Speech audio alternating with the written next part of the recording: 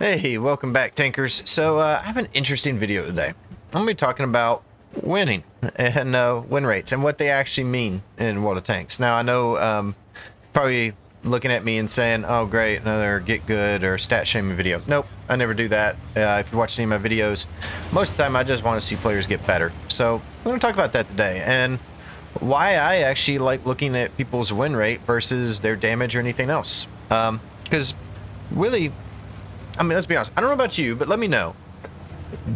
Does winning, is that a good consolation prize, even if you have just a decent or okay-ish game, nothing great? Like, winning just feels better, right? So let's talk about that. What does win rate actually mean? Does it mean you're good or bad? Nope. It's kind of a weird one, and that's kind of why I find winning to be such an interesting statistic, because at the end of the day, there's 15 players on a team, and you can play well and still lose, and you can play terribly and still win. All that is true, but on every single one of your matches, on every single team, you are the constant variable. Every tank, every match, every tier, you are that constant variable. So, and there is a reason why over a course of 100 battles or 200 battles that Unicums have a higher win rate than a bot. Now, it doesn't mean that you're a god or you're trash or you should uninstall, or it definitely does not mean you owe anybody an apology in chat.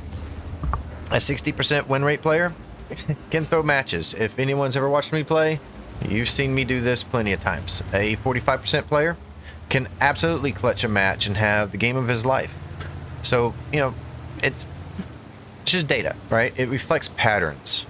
A good win rate generally means that you survive longer, you make fewer bad pushes, you didn't YOLO because someone had to go first. That's a pretty common one I see. It's not you have magical aim or perfect RNG. It's just you make better decisions more often. That's really what it comes down to. Winning in World of Tanks is about positioning and timing, and it's a reflection. Your win rate is a reflection of habits, not highlights. Which maybe that's why people don't like talking about it. It's something that's over time versus that single 8,000 damage game that someone had. Great. By the way, I'm still trying to do 10,000. I've done like 9,000 something like 5 times now, and I can't get to 10,000. Very aggravating. But what does a low win rate mean? Does it mean you're bad? No. Actually, ironically, it doesn't, and that's why I find this so interesting.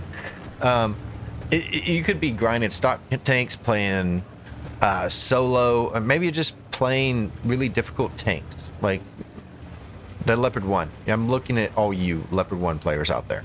It's a difficult tank. And most time people are trying to do best. You could just be learning too, but a high win rate, it just means you influence more games. You lose less winnable ones. That's a great one. You fall back early. You farm enemies that push out of position. You don't die, because with full HP, because for honor. That's I've seen people do that. It's just about losing less winnable matches. Now, I have a few rules that I think apply really, really well that you can use in your matches to help you win more. Now, the first one is what I like to call the 400 to 600 rule. I think the sweet spot to end a match is with 400 to 600 HP. More often than not, I think this means that you are trading HP for an advantage and not throwing your tank away. There's a bit of a misunderstanding here with HP. I think a lot of players will treat it like a museum artifact where it must be preserved at all cost. But if you finish a game at full HP and did very little damage and wonder, how should I put this? Your HP is a resource that's meant to be spent. I think that's the best way to put it. At the end of the battle, if you have 400 to 600 HP, it usually means you took hits when it mattered, you absorbed damage so your teammates didn't have to, or you traded HP for map control, damage, kills, you didn't YOLO, you didn't camp, You invested your HP for an advantage. That's called good play. Now, ending a match at full HP does not automatically mean you played badly. I want to make that clear, but it should trigger a question. Could I have traded more aggressively? If your flank collapses, your teammates die while you watch, or, the game was close, but you lost, and you're sitting there untouched toward close to the end of the game, your HP didn't use anything. And unused HP is wasted potential. Now, I want to be clear, like, this is not about like face hugging and dying early or just playing super aggressive and taking a whole bunch of damage to where you're basically dead, or what I like to call combat ineffective, where you just lose majority of your health early in the match and you're no longer good. But, taking 1 or 2 shots to secure 2 in return is not bad. And absorbing a hit for a teammate so they can reload and get another shot off can help win. This is why I like platooning. Let me see. The goal is not to survive in a match forever. The goal is to survive long enough to matter. That's a really good way, I think, to put it. Now, 400 to 600 HP makes you pretty dangerous late in the game. You can most of the time still take a hit. You're still alive, which is important. You still have a gun. You still can exert, vision control, map control. The enemy does have to respect you a lot of times because, a lot of times medium tanks can't one-shot you for that. Artillery can't one-shot you. There's a lot of heavy tanks that can't.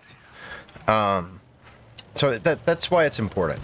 And even with low HP, you can block an enemy's pushing. Like, if they're trying to push into cap and you take up, another position and you kind of anchor, that can be really dangerous late in the game. But, probably less so if you have your full HP and the rest of your team is dead. So if you weren't exerting, damage throughout the battle, that's going to be a problem. Now, let's see. How else can I say this? I guess next time you finish a battle, don't ask, how much HP do I have left? Or next time, ask, did I trade my HP for damage? Did I create pressure? Did I help my team win? Because finishing with 400 to 600 hit points usually means you weren't reckless, but you weren't passive. You were effective. And that's why I would say, try to do this. Ask yourself, did I trade my HP effectively? If you got full HP, answer's probably no, you didn't. All right. Next up, I have my rules for like the 3 lanes in World of Tanks. Now, most maps have 3 lanes, or almost every map does. And this isn't about left, middle, or right. This is about where matches are generally won, because you can fight anywhere. But in my opinion, there's only 1 to 2 lanes in every map that really decide the match. So, before I start on this, let me be clear about something. This is not about just doing damage. This is about getting to the enemy's cap and creating map control and pressure. And because of that, you're going to get damage. Alright? So how do I determine these 3 lanes? Well, there's the main lane. This is generally where heavy tanks are going to be fighting. Generally. You have your secondary line, think medium tanks, and you have your third lane that for some reason people push, but it's basically, I call it the useless lane. They're not equal. All 3 you can get damage in. All 3 have fighting in them, but they are not equal when it comes to winning the match. Now, the main area of conflict, I'm going to say this generally has more of a direct route to, or the easiest route to into the enemy cap. This is going to apply the most cap pressure on the enemy team, and if you lose this quickly, you probably lost the match. A lot of heavy tanks and TD armored tank stores like to come here. I will say, even if you're in a Leopard or a Grill and you can get into this fight and you feel confident in that, any way you can, you're going to exert extra pressure, and that's going to create opportunities to win the match.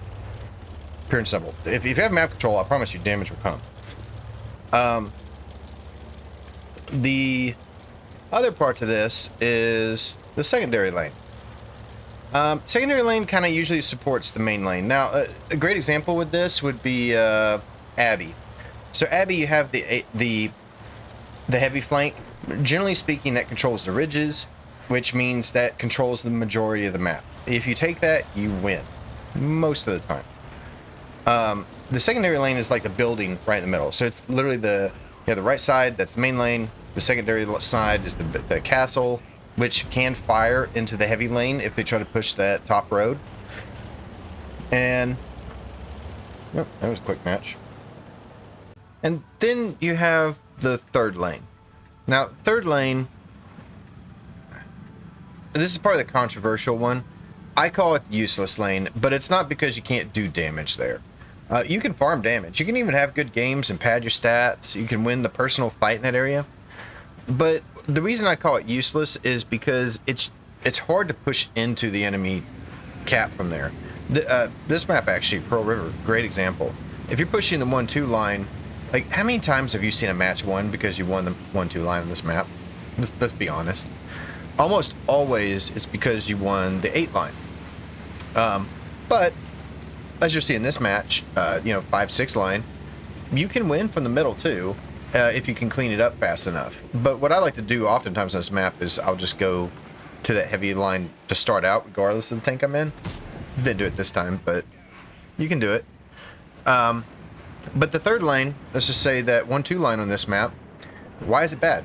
Oh, it's bad strategically, not statistically.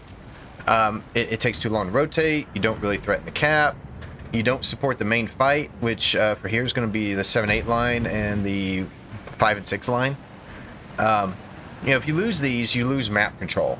And if you lose map control, you lose the game most of the time. And just because you go to an area and you do damage, well, damage without pressure doesn't win matches. So how do you decide where to go? Well, ask yourself, which lane pushes toward the enemy base? Easiest. Which lane supports that push? And which lane just sort of exists? That'd be 1-2 on this map. Consider your tank type, your mobility, your armor, the team compositions. Good players, you just don't ask, hey, where can I do damage? You ask, where can I go help win the game? And if you go to a spot and you say, oh, we're going to win, like, take this one right here. We've won mid. What's the option? Well, we're going to swing around and we're going to flank their heavies and the game's over at that point. I mean, it looks fairly... statistically right now, it's even hit point wise. It's even tank wise. Yet they've already lost because they lost the mid flank. And that's really the job. The secondary flank, oftentimes you just need to hold it. And the main flank can win. But in this case, they lost outright, so we go and flank them and they lose outright. As you'll see. What else can I say? Yeah, the 1-2 line on this one, it's useless because it's not needed to win the match. That's how I do it. Sand River, if you've played Sand River, think of that whole north play. It's useless in my mind. You can't push the cap from there. You can't exert pressure on the map. It doesn't provide map control because map control for me is anything that controls the way to the cap circle. And, one or two tank destroyers or a medium tank and base basically prevents you from pushing. In this case, if you lose the center, well, you can't push base anyways most of the time because it takes so long to drive around it. It doesn't take much. So, for me, picking your lane is about where can you win the objectives on that match. Like, yes, the final objectives is the cap circle, but each lane, somewhere in there is a main conflict area, and that's the area you want to try to support. Much more difficult in support vehicles if you're playing a Grill or a Leopard. Ask yourself, how can I support that main area? And that's going to tell you where you need to go. It is never at the back of the map. I promise you that. If you're in Ghost Town, you get up on that ridge behind the cap circle, you're not supporting the main push, you're not supporting the secondary push. Try to think about your positioning, not just, oh, I'm in a Grill or a Leopard, therefore I need to snipe.